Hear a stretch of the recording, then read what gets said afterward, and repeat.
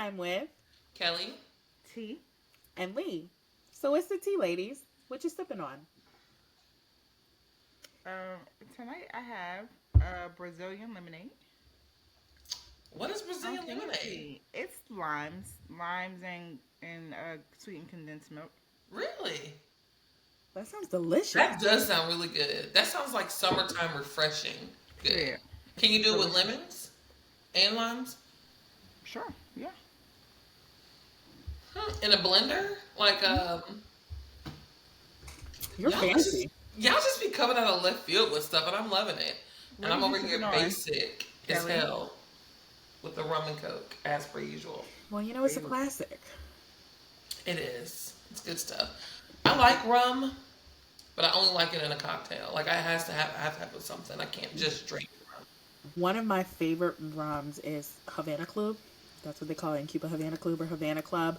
You can't get it in the U.S., so whenever you travel, but if you go to any of the duty free, you can grab it from there. The rum is smooth, okay? Delicious. The type of rum you can just put over ice. Oh my. So good, and it's very affordable. Well, and I expect a bottle in Atlanta. So Period. right, Ooh. right. So, Dr. Lee, what are you sipping on? Oh, pause. Yes, we have to acknowledge the elephant in the room. We now have a doctor among us. Period. Doctor Lila's Lit is in the house. What are you drinking? What is the distinguished doctor drinking? Well, it's just Lee. No doctor necessary. But I am drinking a margarita. It's not as pretty as the ones Marcus made me because unfortunately I didn't make it Is it myself. peach? But girl, does it look like it's peach? I'm just waiting for the day you get a peach margarita. What color is this? It's just a regular traditional Regular margarita. I told you it wasn't fancy. It's Oh my tasty. gosh. Marcus would That have Marcus like didn't make it. liquors and homemade bitters. Like he would have did it up. Nope, girl. This is margarita mix that came from the store. One part, Added a one little part. water. I'm Added about to some start building my shots. dry bar so I can have Sip it a up. mocktail. Yeah, he's really gifted with the mixology, but apparently he wanted to go out with some friends tonight, so I had to Not Marcus having friends. Not Marcus being for the streets. It's a Correct. Thursday. I know. It's a Thursday. But yeah, so that's what we're sipping on. And so what have you been reading, Kelly? So we are going to talk about my current favorite genre. So if you've been a part of the Tomfoolery family, for one, you're the best. And two, I do the fantasy. I said Fantasy Fridays. I do the Murder Mystery Mondays. Go ahead, Fantasy Girlie. No. Mm-mm. Because ask her how many In the fantasies name of she's reading Jesus, in the no. month of April. Yeah, how many fantasies are you reading right now, Calindra? Oh, gosh, I'm reading 3 fantasies right now. You're 3 fantasies and 1 romance. I don't know what my life is. How many of them are high fantasies? I believe 2, and 1 is a YA. I'm learning. Look at you. All of the things that Kelly said she wouldn't read. Yeah. Period. And I'm actually enjoying them. But y'all know the deal. My favorite thing right now to read is a thriller. And even though thrillers are not y'all favorite, y'all have come alongside me now for 2 thrillers T has, and then Lee did 2 traditional thrillers and 1 sci-fi thriller with me. So we are embarking on several journeys together this year, right? Period. Fantasy. Oh, it's so good. So I think I first want to ask y'all this before I even get into my whole spiel about fantasy, or why do I want this to be fantasy so bad? Because you're a fantasy girl, Kelly. Put it in Period. your bio. Stop trying to deny it. Oh my god. Before I get into all of my stuff, I want to ask y'all this one question about thrillers. Just to kind of gauge your mindset on it. So either one can answer. This is not a rapid fire. I truly want to know. What is your apprehension with thrillers? I'll start there. So I am not completely new to the genre. When I was young in middle school, they used to like segment us by reading groups, and I was like on like a high school reading level in middle school, so they would give us books according to the level. And I read my first thriller book then, and I remember completely falling in love with the book because the book was really good. Okay. But I had nightmares as a kid, right? And I had really bad nightmares. And I grew up in a very religious home. My mom didn't watch horror movies. My mom felt like you do any of that, you get what you deserve. Like, if you're going to be watching scary movies, you're going to be reading Goosebumps. Remember when Goosebumps books were a thing? Like, I remember as a kid, I begged. My mom's like, okay. And when you get that and you have nightmares, don't crawl in my bed, right? Like, it was very much so. She thought it was demonic, right? It's just, I have not picked up a thriller since middle school. And so, of course, as an adult, I'm scared. Like, oh, God, Kalindra is telling us to read these thrillers, and I'm going to stay up. Yeah. Y'all know Marcus is a troll. Marcus is not going to snuggle me if I read something scary. He's the type that will, like, when everything gets quiet, will say, boo, right? Or, like, just do something to antagonize you. Like, I know y'all seen those snippets of people who are afraid of heights and they're on roller coasters, and the whole time the person's turning around like, we're going up the hill, we're going, like, you know, he's just very antagonistic. And so I don't know, I just was so afraid that was going to be my experience. But I realized that, one, reading is so fun when you do it in groups, but you're more likely to step out of your comfort zone when you buddy read or when you're in a group of readers. And I'm like, okay, if I'm ever going to step out of my comfort zone, I'm going to do it with this group. Okay, I think that's fair. So you have trauma tied to thrillers. I feel like this is now going to make this whole conversation awkward. I hope I don't trigger you. What is your apprehension with thrillers? Of thrillers is I don't like having to look at everybody suspiciously. I feel like I'm always looking over my shoulder because who are you? Why are you in there? Why are you asking that question? Why are you asking about him? What you was doing? Where you was at? It's just too much. I don't like that. I like just, he came along, he winked at her, she blushed. That's what I like. Or, he pulled out the 9 and somebody down because that person had looked at his girl for more than 2.5 seconds and he didn't like that. So you're okay with violence? Violence is fine. Okay. It's the creepiness of the, did you do it? Did you do it? So you want to, you probably like going in knowing that the character is this being. You don't want to be surprised with the fact that the guy that she's been dating the whole time has bodies in the basement. It's more of how we go about finding out he has bodies. Because if we all know he has bodies in the basement because that's who he is, that's fine. But if you are portraying yourself as the citizen of whatever county in whatever state in whatever country, you are outstanding citizen. People look up to you, and you a creep. I don't like that. I think it shouldn't shock me, but that is cracking me up right now. She's like, you can be a murderer. You can literally have bodies in the basement. Be a murderer. Just tell me up front. Just live your truth. That's all I'm asking. So when I ask you, like, what do you do for fun? You want to hear that you like basketball, guns, and murder. You just want to know from the beginning. For sure. Sometimes when I'm bored, I just go and pick people off at the mall. Okay, cool. I know not to go to the mall anymore. I stopped going to the mall a long time ago. Man, but you know what I'm saying? I just don't like that. Okay, well we're probably looking for this person, but they could look like this because I heard something. You heard something. What do we know? We don't know enough. Now we gotta guess.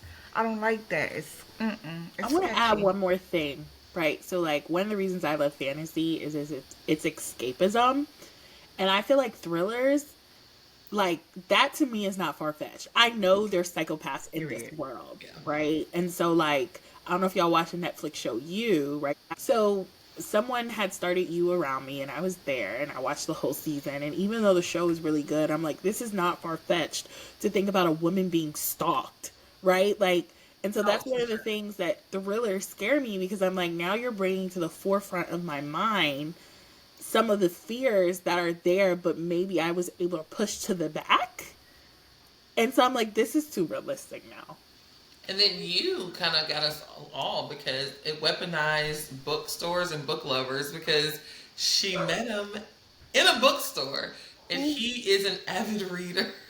An avid Oh reader my who takes gosh, the I don't time like this. to change spines and put special editions. Like, Yes. He had like a whole climate controlled room for restoring books back to their original like glory.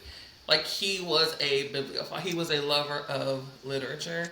you was a book first, right? I keep saying Netflix, but it was Yeah. definitely a series first. And I did not know that, so I do need to go back and read that.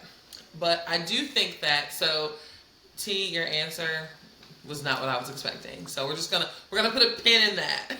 Just What did you think my answer was going to be? I thought it was gonna be because you was scared, but you was like, I don't care if you kill people for fun at the mall. I just want to know. But I just want to know on the scary first part day. is that it literally could be anybody. That's scary.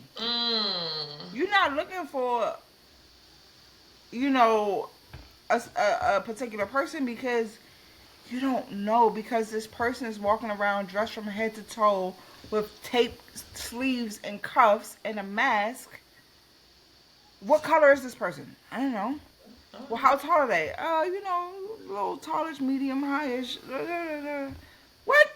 That's not an answer. I need answers, and there's no clear cut answers until the end. And now I'm scared because who is it? So okay, so I think that's fair, and so I think what mainly like you were saying, Lee, I think a lot of people stay away from thrillers because they don't want to be scared. Now I do agree with if you read for escapism, that's why we love the romance, because it's like we know these people don't exist in real life, but we love to imagine that this man exists, and so it is more rooted in this is possible. And I'm also a big true crime junkie. Like I love to watch the documentaries.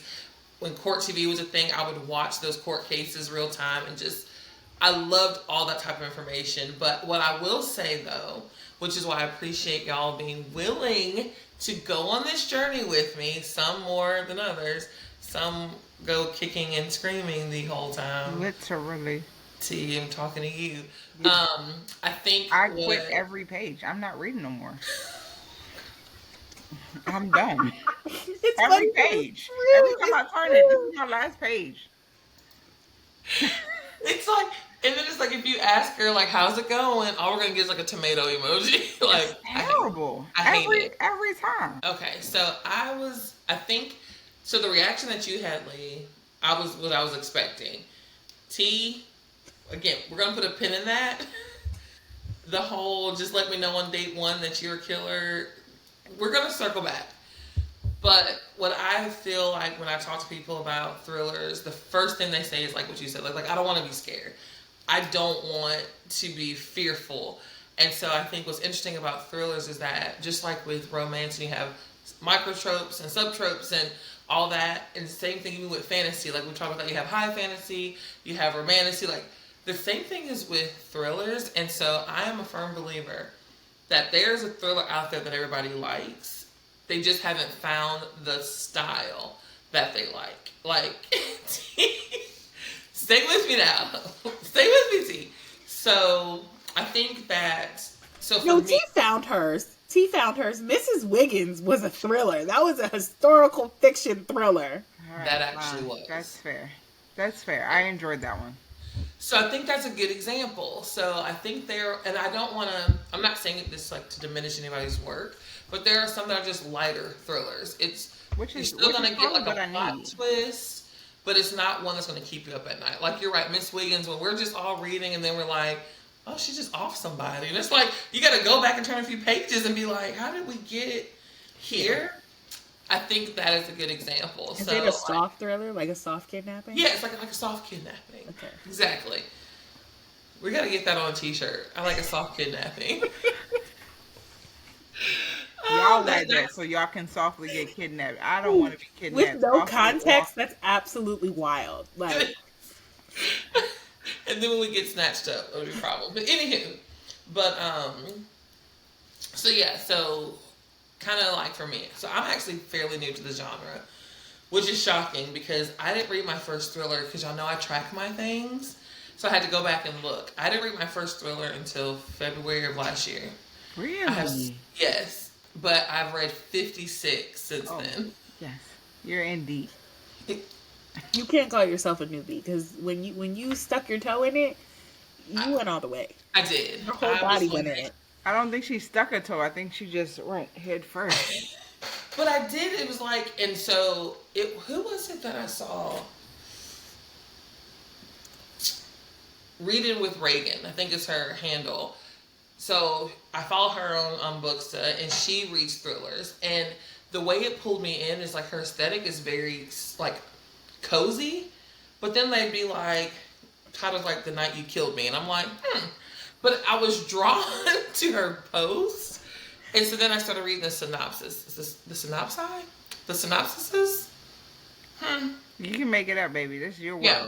So I started reading the descriptions. We'll do that. And I was like, oh, that sounds good. So Frida McFadden was actually my first thriller. Big Frida. Which Big one did Frida. you read? Like, as we know, like, the girlies love Big Frida. And so I was like... What was your first Big Frida book?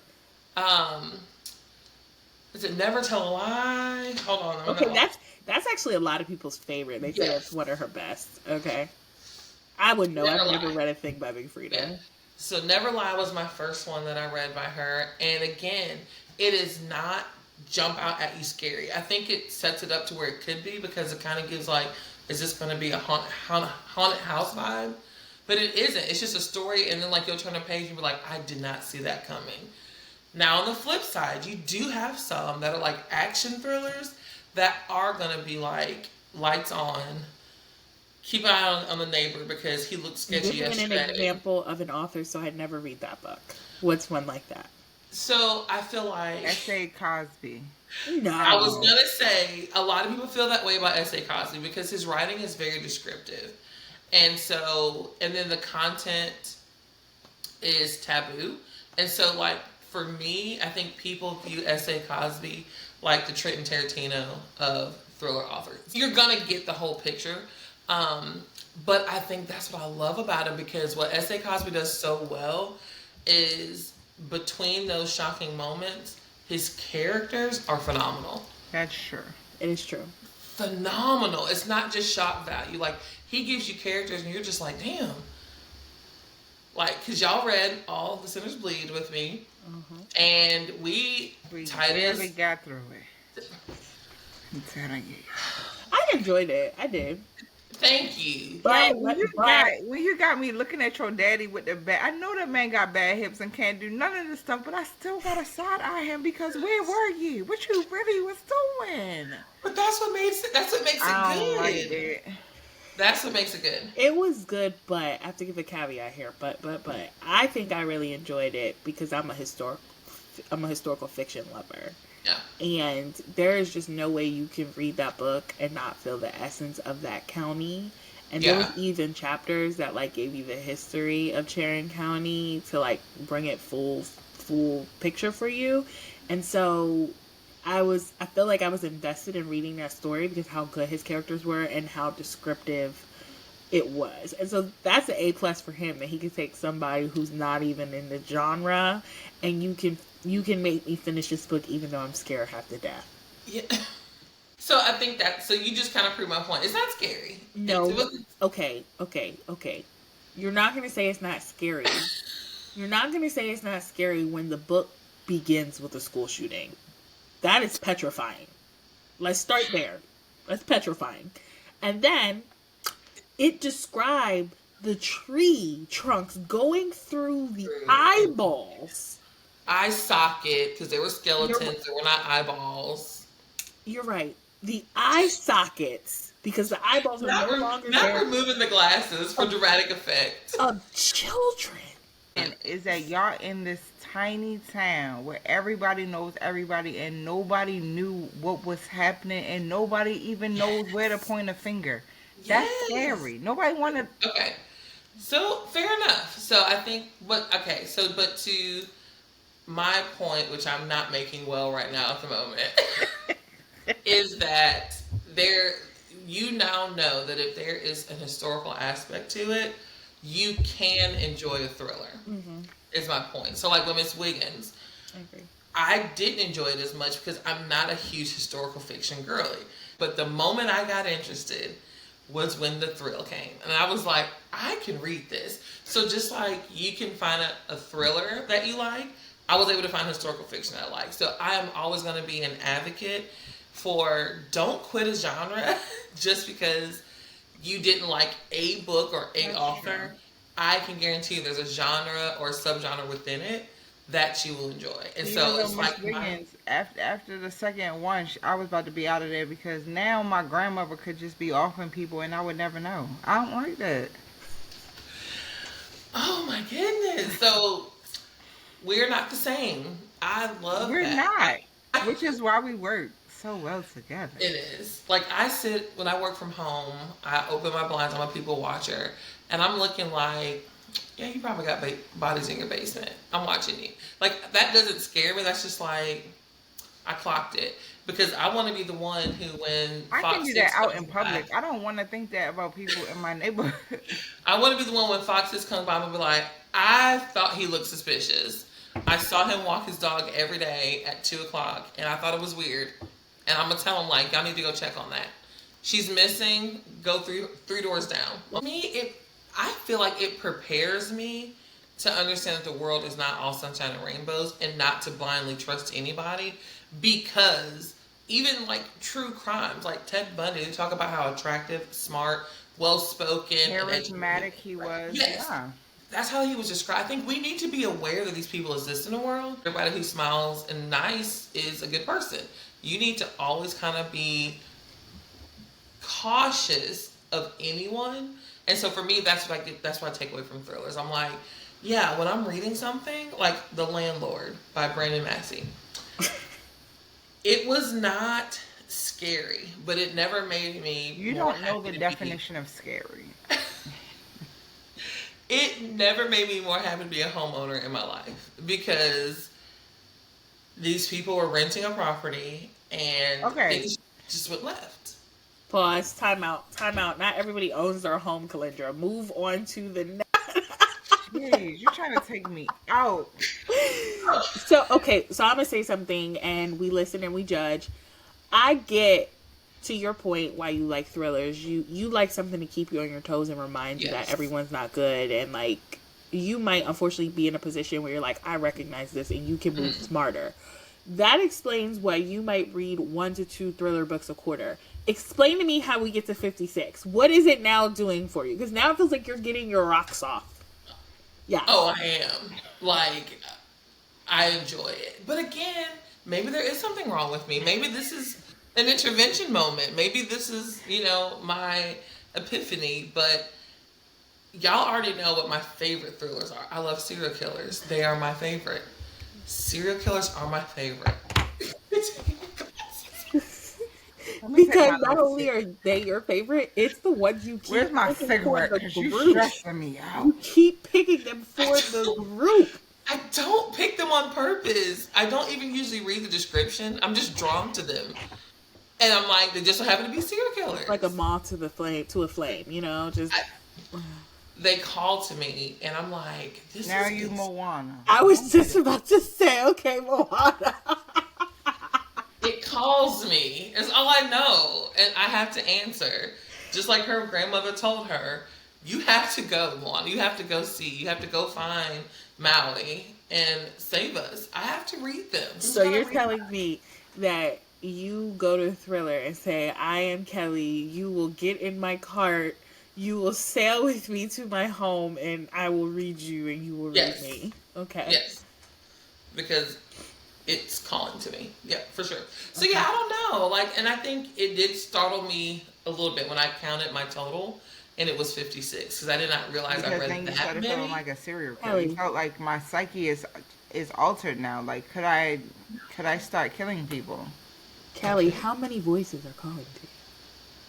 How many voices? Yeah. I mean, at the moment, like maybe 7. But, I feel like that's a good number, right? I don't know. Okay. So we are talking a little bit about All Sinners Bleed. Now, I will say, I do believe in reading responsibly. Like, all jokes aside, I do think that anytime that you're doing anything in life, especially things that you enjoy, you have to do it responsibly. And I do feel that you cannot go into the thriller genre or like even the horror genre and not, you can't go completely blind if you have triggers. So I will say that there's just certain especially certain authors you're like, you just gotta keep your content. They need to have it on audio because what? Especially when they had that fine man's voice narrating. You're like, everything is awesome. Okay. Are being Oh, responsible. I said it wrong. His name is not Alex Lazar. It's Adam Lazar White. And that man sounds scrumdiddlyumptious. And so, if anything, I feel personally victimized because I turn on the book and I hear this voice. And I'm like, okay. And then I'm like, wait, this is not a romance. This is not a romance. But I knew I had Lee the moment she called him Tai Tai. The moment you were like, ooh, Tai Tai, I was like, she's romanticizing Titus now. I have her. And I think immediately under that comment was T saying, I'm not reading this anymore. So, right when I was getting Lee pulled in. Titus, that's his name. It was Titus. Titus was a character that I enjoyed. And also, I was ready to quit. So, Razorblade Tears, also by S.A. Cosby. I think that y'all would enjoy that one as well. Because it... I think I would from how it's described because it's a revenge story, which is a big plot in fantasy. So I'm a big fan of Vigilante. I love it. Is it serial killing in that? Is it serial killing in that? It's not serial killer, no. Okay. Oh, maybe. I'll try that But one. there is a murder, and this is not a spoiler because it's in the description. So you have two characters, Ike Randolph and Buddy Lee. Ike is a black man. Buddy Lee is white. They're both ex-cons from different worlds. Their sons are married, and they're estranged from their fathers because their fathers did not agree with their lifestyle. But then their sons were killed in a hate crime. And so the two of them were like, since the funeral, they really didn't connect. But when they realized that there was more going on, they both was like, I'm not new to this. Like, I'm true to this. And it is really, again, the characters are so good that you can, like, Buddy Lee was like, for lack of a better word, like, and I wanted to, he described this way, he's like poor white trash. Like, he's uneducated. He lives in a trailer, you know, like, he wears, like, drives a beat up old truck. He talks really country. He uses a lot of language that he shouldn't use. But you see as they, I wouldn't even call it a friendship, but as they get to know each other more, Buddy Lee starts to realize how some of the things he was okay with growing up and the way he lived and things he said, how they actually weren't okay. Maybe something like that because serial killers ain't for me. I'll be scared. Yeah. So that one's a good one. And I think that's a good example of, again, the different types of genres of thrillers that you can get into. They're not all going to be serial killers. They're not going to all be boogeyman. Like, they knew who they were going after. They just had to get to this person to avenge their children. So I think, and again, is it graphic? A little bit. I would get it graphic. I'm okay with that. Read S.A. Cosby because he has something to say in his books. Like, and don't get me wrong, yes. Reading is escapism, so you don't always have to have something to say. But I've read thriller books where, like, literally the point is just to scare you. I felt like in All the Sinners Bleed, right? I was scared. But I also had big emotions about police brutality. I had big emotions about racism that's still going on in sundown towns, right? I have big emotions between biases that people had.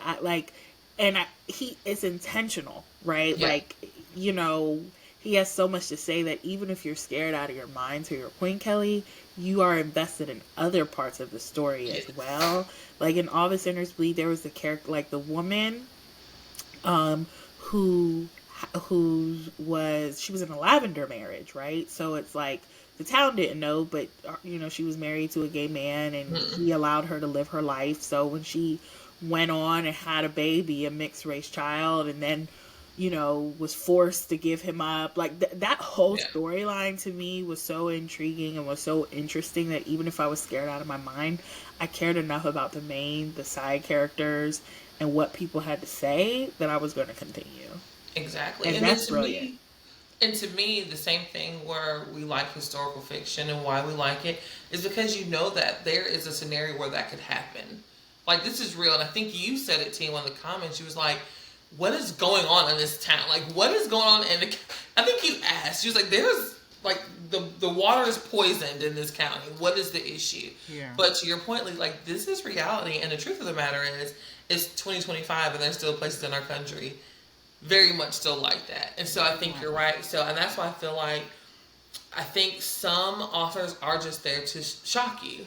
And every page will be blood and gore and all that kind of stuff. But I think S.A. Cosby, just the way he writes, again, even in all Razor Blade Tears, it was a lot of race stuff. It was things about, tolerance of the LGBTQ plus community. Like, it was so much more than just vigilante.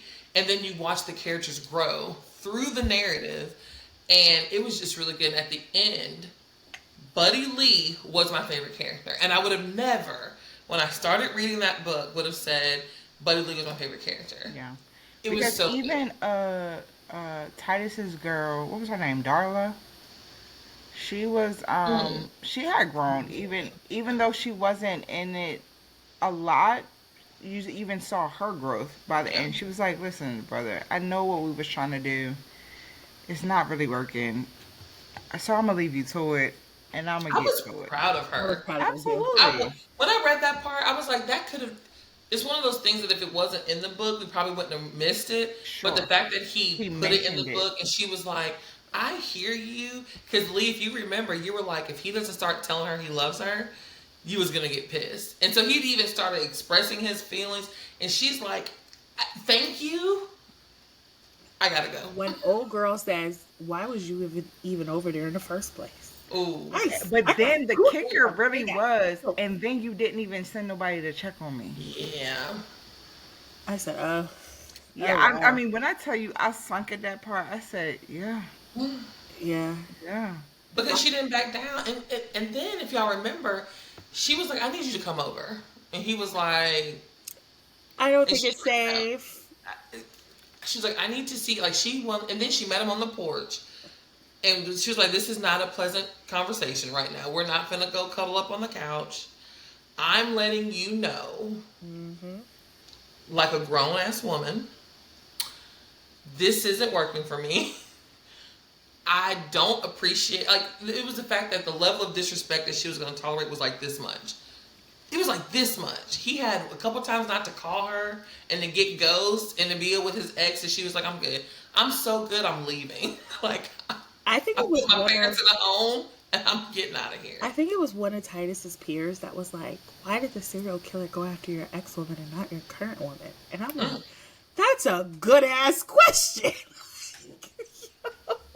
Like, everybody who has eyes can see who you want to be with, sir. Yeah.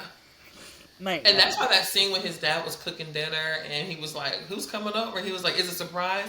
I said, if Keli comes through that door, Correct. I'm punching the daddy in the throat. I was so mad at Kelly's in this book. I said, Keli, come get your people. This is crazy. Baby, Keli was on brand, is what she was. So I was like,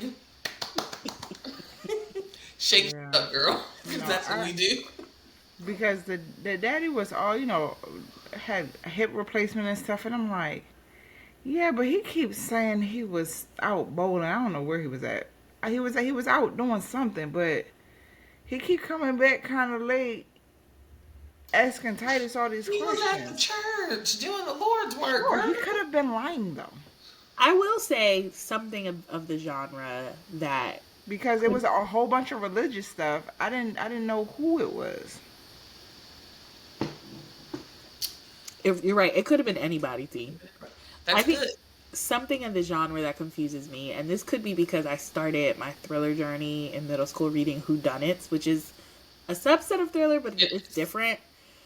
It's murder mystery. The thriller books that I like is that the person who's done it, we've met, right? And so when I talk about, like, I also follow a lot of creators. For someone who's scared of thrillers and horrors, I follow a lot of I was gonna say, creators. like, you're talking out of both sides of your mouth, but I'm gonna let it slide. Go ahead. I follow a lot of creators who love to talk about it, and I love to watch them talk about it. I just don't read it. So, like, A Dose of Books is one of my favorite, like, like, influencers who talks about books. And, they always talk about the big shock value of, like, finding out who it is. And they're like, no way. But I feel like even though I really enjoyed The Cipher and All the Sinners Bleed, I expected to know the person, and maybe I got that from whodunits. And so when you get the big reveal of who did something, without spoiling it, you're like, oh my gosh, wow, this person was so close to the person, right? And this is where I'm going to insert a spoiler. If you don't like spoilers, skip. But, like, so for example, in The Cipher, to find out the person who did it was the EMT, or to find out in All the Sinners Bleed, it was the bus driver, right? And you're like, okay, well, to T's point, that is scary because it's people who have access to children and day-to-day people you wouldn't expect. But for me, they were never on page at the beginning of the book. So it's like one of the things I do like, if I'm going to read a thriller, is like to T's point, it could have been the dad, it could have been Titus himself. Yeah. And maybe that's a whodunit type thing. But if I'm going to read another thriller, I probably want to read more something like that. Because it's like, this is scary, but, like, why would I guess that a random bus driver would do it? Like, why would I guess that? Like, so to be that big shock value you were talking about, Kelly, I haven't experienced that in one of the books yet. Like, the big twist, like, it's good, but I'm like, oh, okay. Okay. Cool. Yeah, that's how I felt about The Cipher. I was like, oh, we would have never guessed him. Yeah. So, John Mars has one. Keep It in the Family. That one has a WTF. I would have never guessed that person. Is it gory? It's not gory. I feel like I'm gonna have to just edit this whole episode because I feel like I'm not selling the genre very well right now. It's not gory, but there is endangerment to children. I feel like that is just like get out of this area. I feel like I'm not selling this well. But it's off page, like what happens to them, but they are the victims of this person. I can't read any more things about children. Yeah, and so that's why I was like, that's why I say you have to read responsibly. Like, read the synopsis. Don't go in completely blind because, again... Some authors don't know how to write a synopsis and they give stuff away. Whoever wrote Miss Wiggins. Miss Wiggins. Yeah, that was a shame. It was like, after the death of him, he was like, son of a... As I'm still reading the book, because I'm just so excited to go to the next one. I'm like, wait, who? Yeah. How she still... But I also feel that way but we can say that about some romance, right? Like, I would have never... Which is why I stopped reading synopsis and trigger warnings, because it's giving too much away. I go in blind. I feel like, okay, and this is not a thriller book, but it was pretty effing thrilling to me. Long Shot. That's a thriller, baby. It's a thriller to me. It reads like a thriller. Like, every time Caleb's name hit a page, my heart would be thumping because I'm like, I don't know what this sociopath is going to do next. But I think T would be okay with that because we know very early on that he's not a good person, right? Like, he is. Like, he says he admits it early on, so T's fine. I mean, crazy. So it's like, it's no questioning. I mean, he just keeps outdoing himself, and you're just like, I think it's a thriller because I was afraid of Caleb.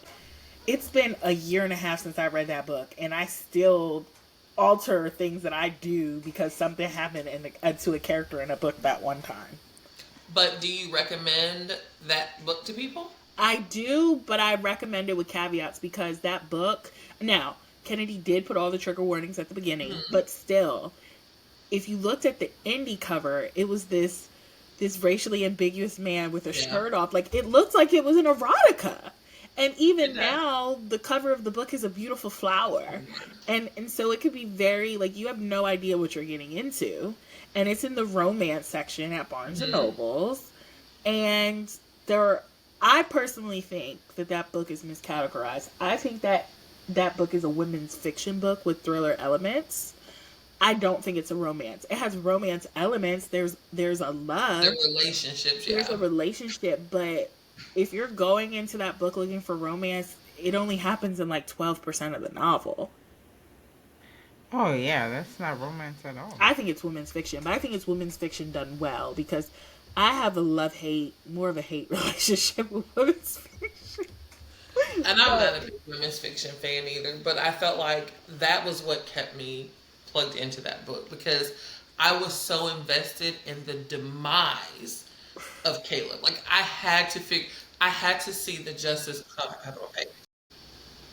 So Kelly, you like thrillers? I do. No, I love them. Love I thrillers. love them.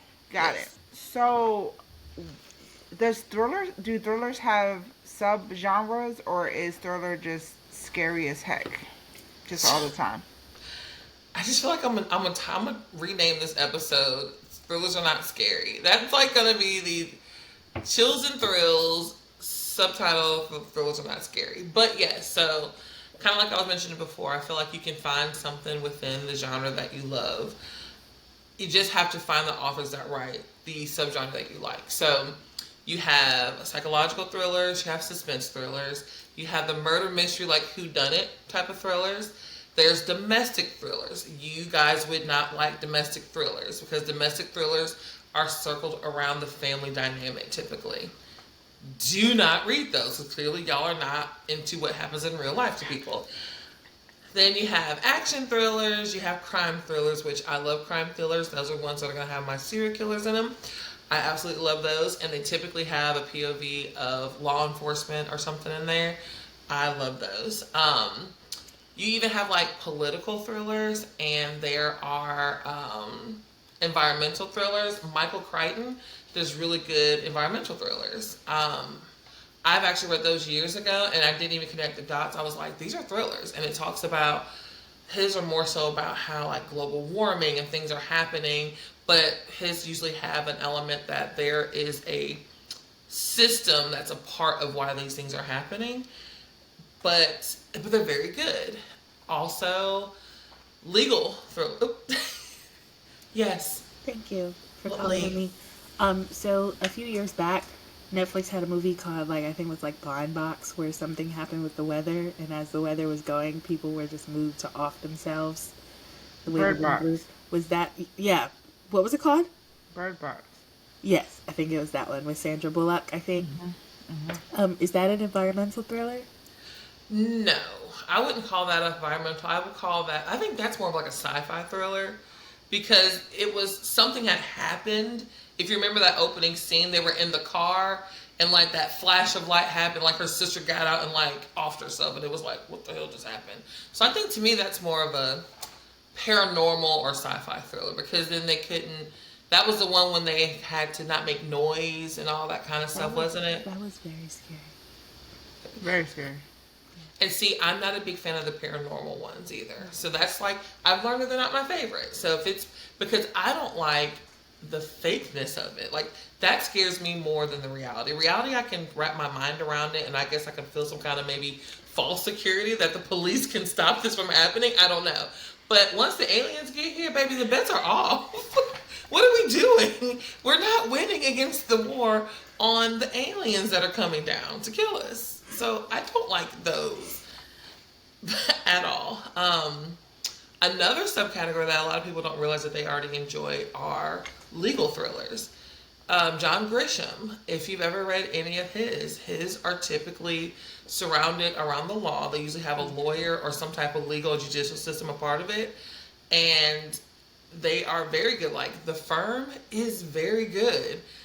It's not like at all, but it's very good. You're going to be at your seat. You're going to be turning the page trying to figure out what is going on. Pelican Brief is really good. These are also movies. So if you're someone who likes to read and then watch, thrillers are a good genre because a lot of them get made into movies. And John Grisham has a... Sorry, I have another question. Seriously.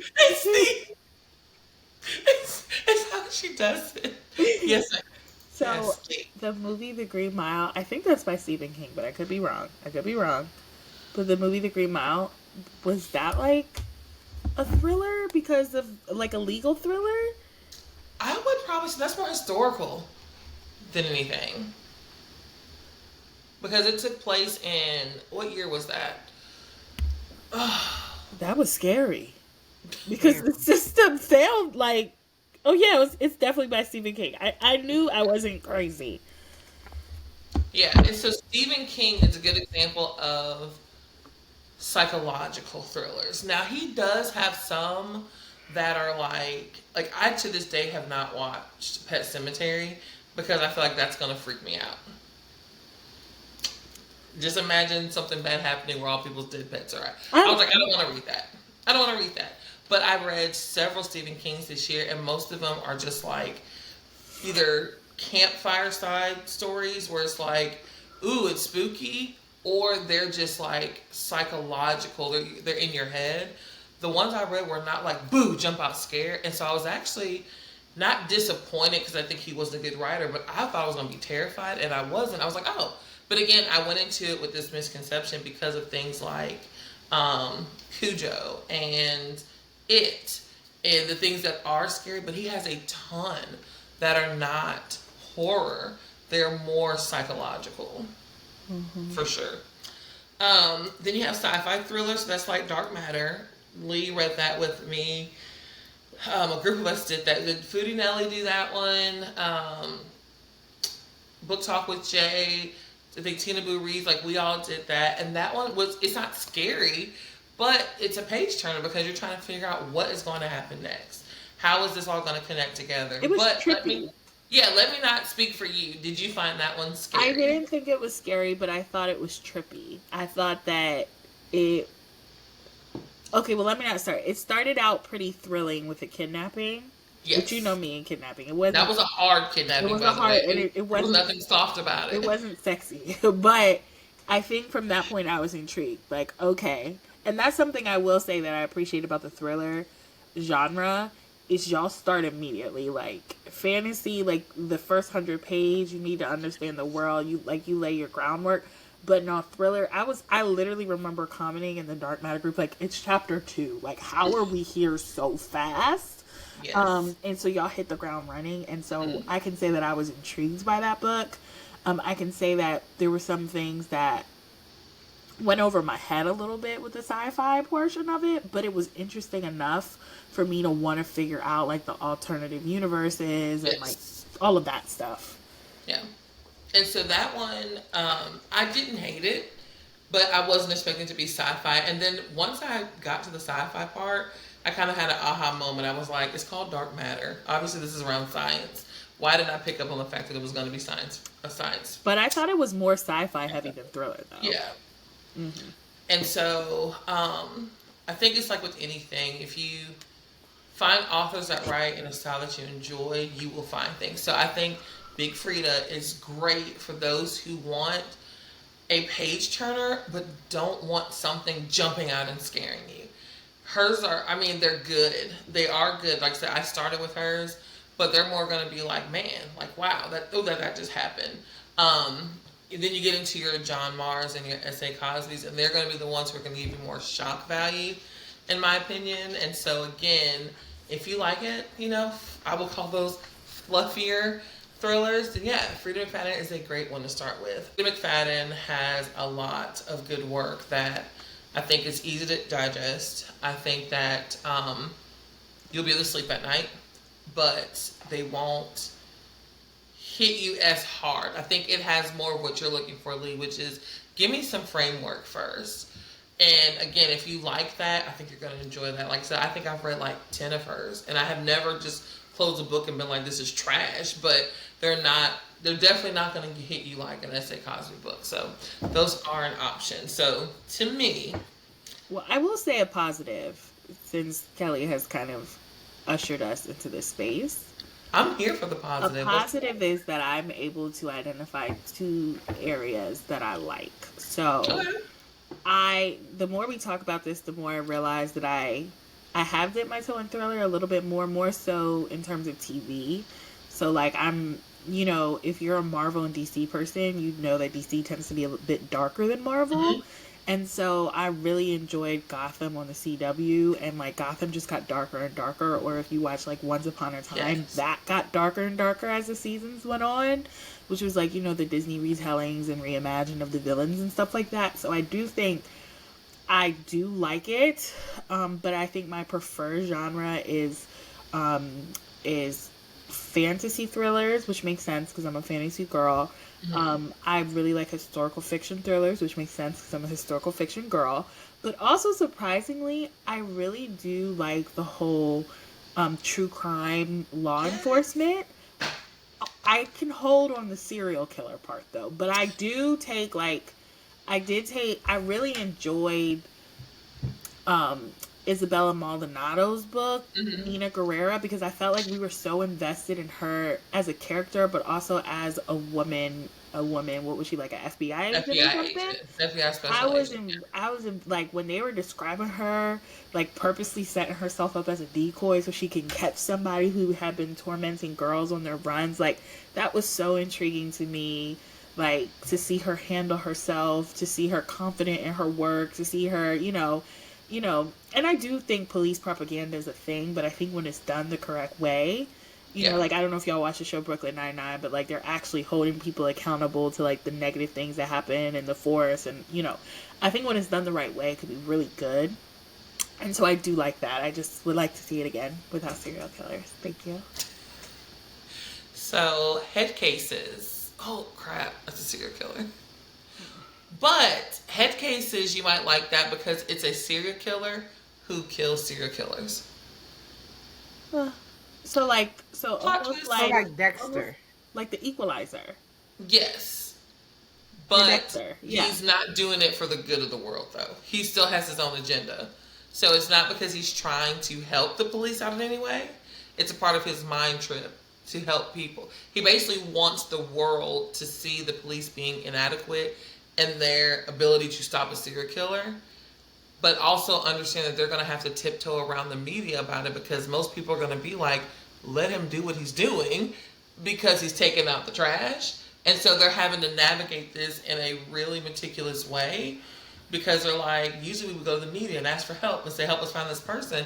But it's like, no one's going to help us find a person who's killing the serial killers. Well, you know what? So I'm okay with that really because in a lot of ways I feel like that's what the X-Men were, right? So I guess I'll allow it. Yeah. I can do that. I'll try that. And so that's a series because the group is called PAR. I forget what it stands for, but they're an agency within a federal agency that profiles and helps to track down criminals. And so it's going to be a series. T, you just read a thriller. Lilith and Memphis by Alexandria House. You just read a dark romantic thriller. Yes, you did. Mm-hmm. Okay. I like thrillers. Heavy, extra heavy on the romance. Okay. So we're talking about subgenres. So Lee already touched on one. Gothic thrillers is one. There are romance thrillers. And I'm not even talking about Kennedy Ryan romance thrillers. Yeah, there are romance thrillers. And so they're really heavy on the spice.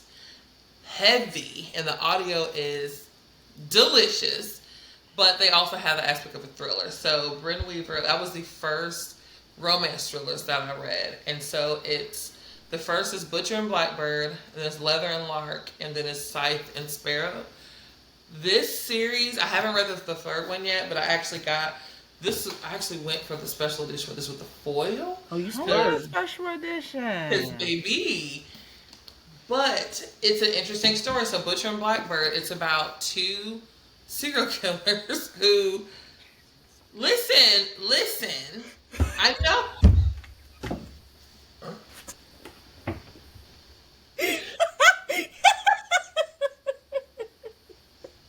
Give me a break, break me out. We're part of no serial killers. You're like, okay, I got one. Well, this one is a serial killer about okay but this one romance. So this one is about two serial killers. Keli. Stick with me, though.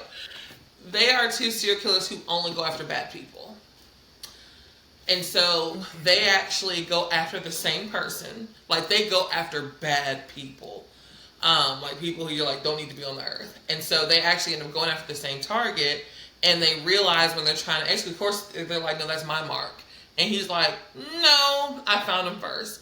So they end up deciding to make a game out of it. And so every year they pick a target. They use their siblings and friends to help identify a target and to make a game out of it. And over time, they start to have feelings for each other. Well, I'll so say it's good. I'll allow it. That sounds delicious. And if you want to make it black, that's Rugger by Gray Huffington in a nutshell. Moving on. So then you have Leather and Lark. So what I like about this trilogy is there's 3 brothers. Each book is for a brother. So the main male character in the first one, his brother, they're Irish. So the narrator has an accent. Period. Declan, he is actually a leather worker. He does textiles with leather. He's an artist of sorts. Can we pause real quick? What's the first one called? Butcher and Blackbird. Sounds like what we need to be reading next. That's exactly what it sounds like. I'm excited about this. Okay, because you mentioned somebody was a leather worker for the second one, what was the first one? Who were they in the So title? they're the 2 serial killers. There were 2 serial killers who kill bad people. But what's the butcher part about it? Because his nickname, his name that the FBI gave him was the Butcher. Okay. But he's also a chef. Okay. A world-renowned chef. Here. And Blackbird is the nickname he gives her. She's actually, her FBI nickname is something different, but he calls her Blackbird. Okay, so with the Leather and Lark? So Leather and Lark, he works in leather. He's a leathersmith, I guess, or a tanner. Maybe that's what it's considered. And her name is Lark. Okay. And so he is the serial killer from the book one's brother. Again, and this is y'all know how I feel about this. He was the oldest, and he raised his 2 little brothers because they were immigrants to the States from Ireland when they were young without their parents. And so the way he took care of his brothers was he got in bed with some bad people because he had a certain skill set. So he's a contract killer. Keli loves family stories. I love family stories. Even if they kill, I love them. But you know what? For someone who doesn't love series, it sounds like you've read all of the series. No, I've read 2, book 3. And I bought the series. I have not finished it, so I have not read. I'm gonna put that on my Amazon wish list because I need it. Go ahead. I would reread. I'm telling you, I would reread these with you. If you read them, I would reread them. They're good, and the audio is juicy. And Leather and Lark, it's got a little bit of that BDSM to it. It's good. You should have led with that. Yeah. And so Scythe and Sparrow is the last one. Scythe is the baby brother, and the Sparrow, she's a carny. She's a what? Believe it or not, yeah, carnival. She's a carny. And they meet in some way. So I haven't read that one yet. But again, they're romance and they're heavy on the spice. They are very heavy on the spice, but they're good. And so it's the Ruinous Love trilogy. So again, I'm like, I would have never thought that I would like.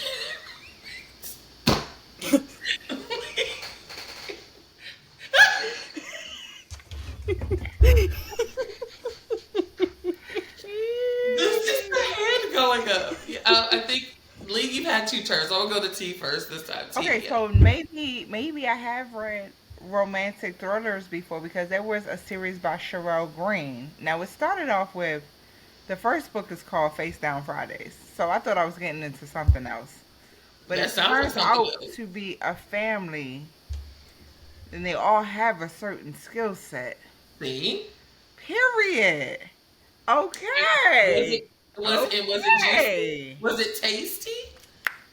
Very much so. Finally, the episode is turning around. Oh! You just gotta talk us through it, Kels. You gotta talk us through it. I also feel like CCJ definitely has some thrillers somewhere in her category, or something that makes you jump a little bit, no? So I think that if you can, because it is a little bit on the darker side, because of the whole thing with the the kidnapping and the cartel and all that. I wouldn't still say it's a thriller because I think it focuses more on the characters and their relationships than the. Anonymous X was thrillery. It was. So another great example. Yes, I would call that a romance thriller because Period. it comes I'm a out thriller the- girl. Put it in your bio. Thriller girly. Add it to the bio, yes. And you'll That is a probably great like the Casey example. Mills innocent what was it, Innocent Intent? Innocent Intent. Now that I is picked it up. more. It just said thriller on there. I probably Yeah. should have realized it might have been a romantic thriller because she writes romance. So I did enjoy that one, but yes, that one, and it's also a crime thriller. So her husband, she is a criminal pathologist or psychologist, and she works very closely with the local law enforcement. And then she gets a call saying, "Hey, can you come out to this case?" Because she was hanging out with one of her old officer buddies. They get there, and it's her husband. He's the victim, and so of course it's like, well, you can't be on this case because the prime suspect is usually the spouse. Well, what you find out later is that because she was at the scene the night he got killed, and so of course she's like, "But it wasn't me." Right. It wasn't me. And so we got to go through this. So now she's being investigated, but there's a new cop in town. He's the one who's on her case, and he's the cop who's like, "I'm not here to make friends." He does not have any friends on the force. He's like, "I'm here to close cases. This is what I do." Period. But at the same time, that sweater and leggings is looking real Doing good it for on me. Go ahead. It's looking good on you. Kalendra should have waited for us when she read that book because she knew that would be something that was right up our alley. But it's I didn't fine. know that was going to be because it said thriller. I didn't know it was going to be a romance element. And so it actually took me a while to read it because I put it down. I wasn't there for no romance. But I did finish it. But yeah, that one is definitely a romance thriller. Okay, So. let me find out. So this is what I was trying to say. Well, You just have to find the niche. You have to find the subgenre that you like. That's true. So as long as they're bumping uglies at some point, I think y'all would enjoy it. Mm-hmm. Yeah. But Lee, you had your hand up too. Yeah. I realized I accidentally lied earlier in the episode. I did have my own experience with thriller by accident before Kalendra with the Mind Fuck series by S.T. Abbey. Okay, I haven't read that one. I didn't know what I was getting myself into, but when you're new to book talk, you get sucked into the same books people talk about over and over and over again, and you try them. And it was on Kindle Unlimited, so I said, well, what the heck? But I have heard good things. 5 parts, but they're so quick. Like, each part is like maybe 120 pages. They actually bound it all to one book that's like maybe 400 pages. So good. So, I mean, it is a serial killer. I know, roll your eyes at me. But it's the whole premise of it is the book is following a detective who's looking for a serial killer. He's a professional, what do they call that? Profiler. And he starts dating a woman. Spoiler alert, the woman is a serial killer. And oh, baby, feminine rage, revenge. Love that. It was so good. And yes, they bump it uglies tea. It was like, that was the first example of romance and thriller being meshed together. And it was so good. Yes, that's how I felt about reading that Sherelle Green series. It started off with Face Down Friday, so I thought I was getting into something else. But then they was in and out I was like, oh, what's happening here? Yeah. So I love hearing that now that you guys are being honest with yourselves. No, we just didn't know what we was reading. Is Luca by Gray Huffington considered a thriller? And before you shoot me down, I feel like I could argue why it is. Let's go ahead and argue it. Okay, so we know the whole premise of Luca. He was serving time to protect his sister, so I feel like they set us up kind of like a character that will do whatever, like he's about that life. Almost like when you were talking about S.A. Cosby and Buddy Lee and Ike and all that. And so then he meets his woman and she has a really deranged ex. And the scene where he like kidnapped the kid, that was scary. My heart was pumping. And Luca had to go after him. You say what you want, but I feel like it's on the borderline. So maybe that has a thriller element without being thriller. Boom. Yeah, I would say I would put that up there like with the Casey Mills. Like, it's really about the relationship, but a thrilling thing happened. Well, teacher, what do I get for that attempt? What was my grade average for that one? A D. I thought you was gonna say an A for effort. Oh, baby, we give real grades right here. This ain't kindergarten. We don't do participation grades right here. No. I'm gonna stop raising my hand because y'all don't appreciate my hand raising. We do appreciate the hand raise. You just got it wrong. I appreciate the hand raise because I always forget what Lee's old profession was. I was a kindergarten teacher coming for kindergarten. when she it is all slow and timid, but so I just think that you need to know what you can handle. Like, really, like, I do enjoy serial killers, but I like true crime, and I watch a lot of documentaries on serial killers because it's not that they're killing people, it's that usually when you get their backstories, and even in a lot of these books, they have a backstory, and so you see their arc, right? You're like, they didn't just wake up and start killing people, and so then you actually will start to a little bit empathize with them. You're like, did you empathize with the guy from S.A. Cosby? I did. Because if you remember, I did. He was a bastard child. Agreed. Who was given away, and then she thought, remember, because she even said, I thought I was giving him to a good family. Yeah. But the family abused him and mistreated him and made them their, like, and slaves. And hated him because he was biracial. Yes. So I'm like, I don't condone what he was doing. And then the part that broke my heart was when they had that big broken. That's crazy. Yeah, it did, because if y'all remember the culminating moment when they figure out who it is and they're having that standoff, and he says, God never showed up for me. He was testing. He was like, I was waiting for God to show up. Y'all keep saying he's merciful. You keep saying he protects the innocent. I've been attacking the innocent people, wait for him to show up. I was like, so you see how religion was even weaponized for this kid. He was raised in a religious, and I use that term very loosely because they were not good people. No, they were not. So he was told that this was religion and that God was this merciful being, and then was treated like dirt his whole life. I don't know that I feel sorry for him, but I think that it showed the range of S.A. Cosby's writing that I could empathize. Right. Right? Like, I mean, the parts of him being a little kid, I empathized with, and then even him hurting animals, I'm like, oh gosh, this was a cry for help and nobody got this little boy help. Yeah. Right? And even the mom, when she was like, oh, I tracked him down and I saw him kill a squirrel, and I was like, ooh, not today, Satan. Yes. she was like, and then I backed up. I couldn't do it. I think what I appreciated is I believe that there's a fine line between people just snapping. And I think that he did a good job of building up of all the things that happen in this person's life that make them snap. But that's what's so scary about thrillers, because sometimes it could be like your kid screamed too loud. You snapped. Like, I'm like, oh God. I will say that reading thrillers, and this is where you're going to be like, girl, you're going to pull a muscle reaching. It has made me a so much more compassionate person. Because again, when you read their backstories and you realize that this is the kid who was bullied at school every day, or this is the wife who husband abused her, kids, and then you realize, like, you don't know what people are going through. And so you have an opportunity every single day to choose how you're going to interact with people, because to your point, you don't know what's going to be the tipping point or what's going to send that person over and they're just going to say, F it, people are going to die today.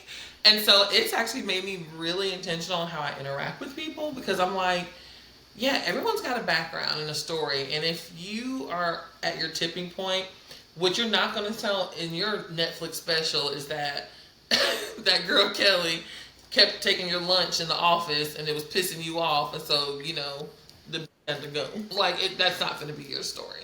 So to me, it just speaks so much to the human condition. Almost every book that I've read, they all have a backstory. They always give you a glimpse into how this person got here. It's not okay what they're doing, but then you're like, dang, they went through that? Like, that was like, oh, like I can see how we got here. Like the abuse, the neglect, the torture. And then they were supposed to just go be a normal human being. Like, no, they're crazy and they need Jesus. A lot of it. What you have, Lee?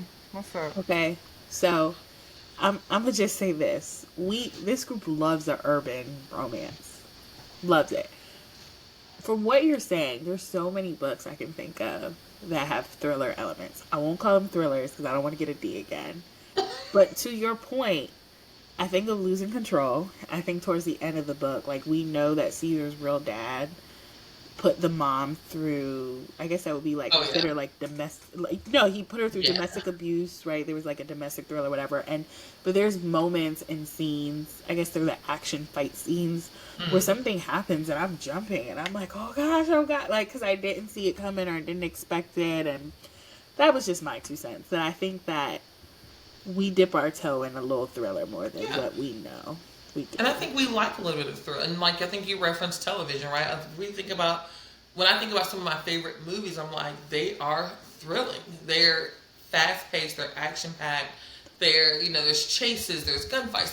There's all these elements that keep you like your heart just pumping. And I'm like, I had like the epiphany. I was like, why am I surprised that I like thrillers? I would love a thriller. And then John Grisham was also one of the early ones that I read. I love true crime. I loved court TV. So the fact that he is a lawyer who started writing books and all of his books have a aspect of the law in them, that's intriguing to me. I want to read it. The Rainmaker, which is not a thriller, it is one of my favorite books by him. It's just so well written, but it makes sense. He's a lawyer. He can write about law well. I think that any books by Stacey Abrams, any of her thrillers, I guess they would be like political thrillers, maybe. So that's the ones I'm not into. I haven't read any, but remember when we talked about fantasy? That's what I dislike about most fantasy because they're usually very heavily the political intrigue. I'm not a big fan of political intrigue, so no. I usually stay away from those. If I see anything about policy or politics, I'm like, I'm gonna pass. And that's the same thing with fantasy. I don't want nothing to do with it. But oh girl, there's like political intrigue in almost every fantasy. but I hear you. And that's what I'm saying. Like I made it through the ones that I made it through, and I'm like, but I'm not gonna read a third book about this. Because I'm like, at that point, I'm over it. Like I said, I really did like Soraya. What was it? The Battle Drum. Battle. What was the first? Was that the first Final one? Strife. The Final Strife. I did enjoy it, but I was over it. I was just like, I get it. I definitely understood that one. I definitely understood it. It was heavy. Heavy on political intrigue, and it just got heavier. Yeah. And so when you were like, we're going to keep going, I was like, enjoy. I want y'all to have a good time with this book. I can't. Because to me, that's the reality I don't want to be a part of. I think my thing with series, though, is I just want to know how it ends. Like, I know where we at. But, like, do we get somewhere? No, but you wanna go with it. So just so we're clear, so that it's on record, recorded. There is no chance in hell that you'll ever read The Hunger Games with me because of the political intrigue in it. I fear that is the truth, because when I tried to watch the movie and the premise was being established, what's going on, I was like, this is effed up. Like, come. I was like, what is this? And then it's like the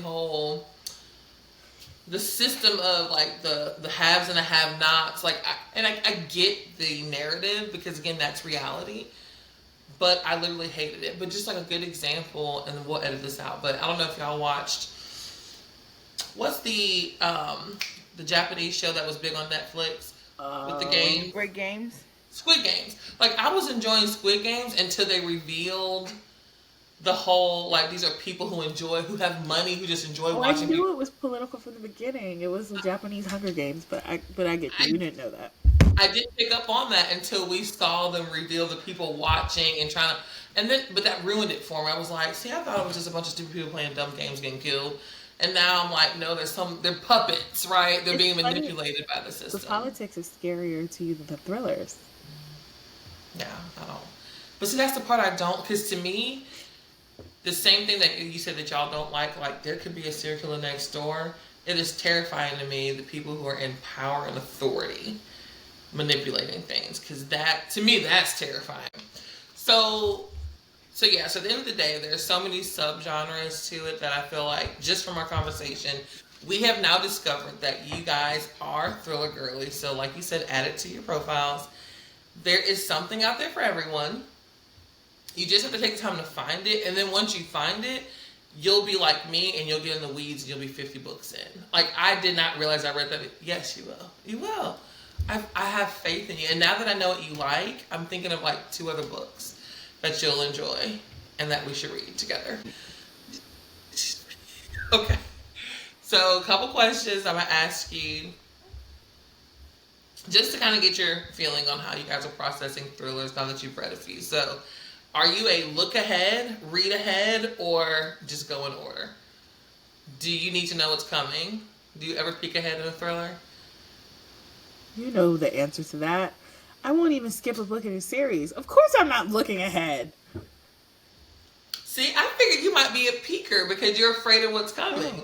And you might peek to see. There's one book by, I think it's called When No One's Watching. I did that, but not because it was thrillering, because it was boring. And I was trying to figure out when it was finna pick up. That's fair. I peek ahead because I'm so excited about what's going to come. I got to know what's going to happen, and then I go back and I read it really, really fast. So no, I do that for some books, but not thrillers usually. Okay. Does the format in which you read it affect your choice in a thriller? Like, will you do an audiobook? Will you do an ebook? Will you do a physical book? Would you do all 3? Or are you specific about the format that you're going to read it in? Well, when we read the 2 that we read together, I started off listening.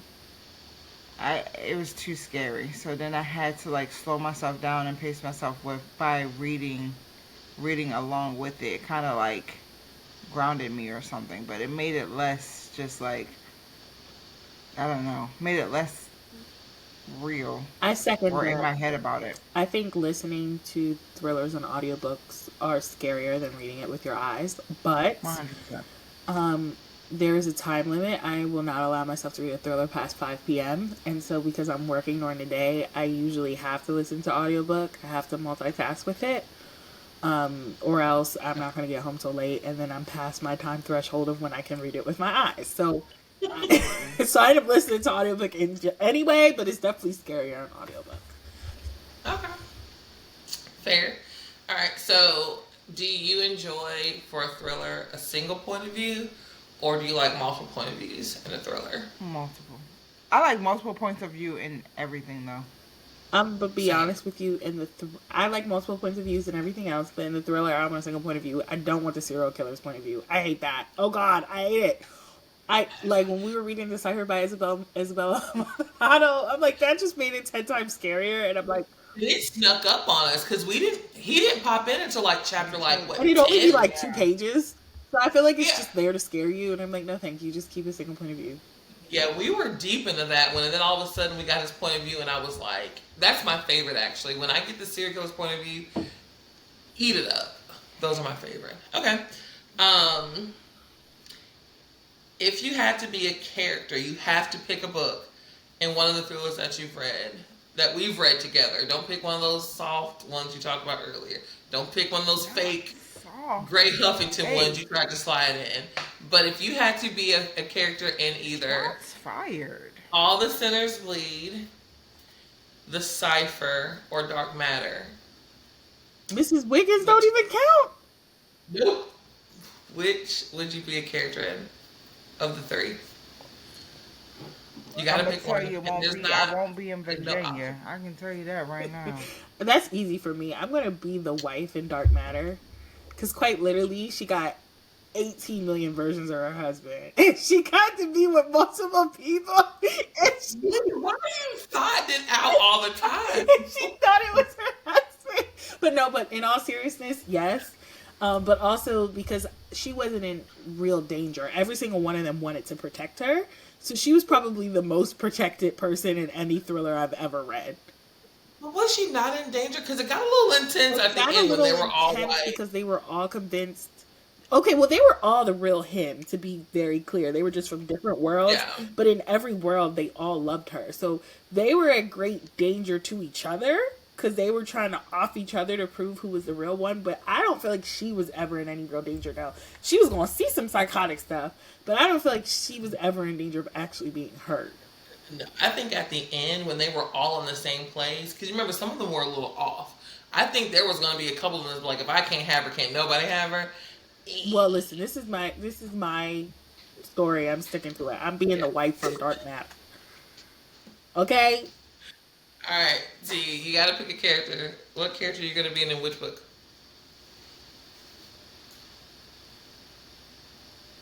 I don't know any characters. I don't know. Was there an You can animal? be You should be a Nina. puppy in one of the. Was there an animal? I can't be nobody. I could be Nina's partner because they weren't in danger, but I can't be nobody. I can't. Who am I be? Yeah, I definitely don't want to be no Nina. Correct. You don't want to be Nina. You Go don't want for to be action. Nina, little broke best friend. You don't want to be. Mm-mm. I don't know. I don't know the guy's name, but whoever her partner is. I forget his name too. The older The older guy. guy. Hmm. Yeah. Yeah. What about you? Who you want to be? I think I would probably be Ike. Oh no, I picked the wrong book. Sorry, y'all. We didn't read that one together. Out of the books, I made the rules. And Kelly I do this forgot. every time. I You did. got two choices. I'm gonna choose Ike. Who is that? It's like, Kelly, I what should I literally make? forgot A my regular question that quick. margarita or strawberry? Peach. Peach. What? I always want what I can't have. I'm sorry. Um, if I had to pick a character in any of the books, I think I would probably pick. I probably would want to be Nina. Like truthfully, she's like a phoenix, right? Like she's been through the worst and still came out on top. Like I'm But for we it. didn't know she She's was gonna smart. come out on top. We didn't know, but she did. Because they tried to take her out in the beginning. And in the end, and in the middle. Okay. All right. You enjoy that, I think Kelly. next time Yeah. we're with Kelly, I'm gonna stage a kidnapping to see how Nina she really is on the inside. That this is hypothetical. I, I'm not about that life for real. I don't want the hard, medium, or soft kidnapping. Okay. Leave me alone. Leave But me you're alone. Nina. All right. So, last question. What advice would you give to someone who is interested or considering trying a thriller? Honest advice. Honest advice. New things are better with a group. With an honest group, a faithful group, a committed group, a loyal group. If you could be in a group setting, it will make the experience 10 times better. Ain't that right, Kelly? Ain't it right?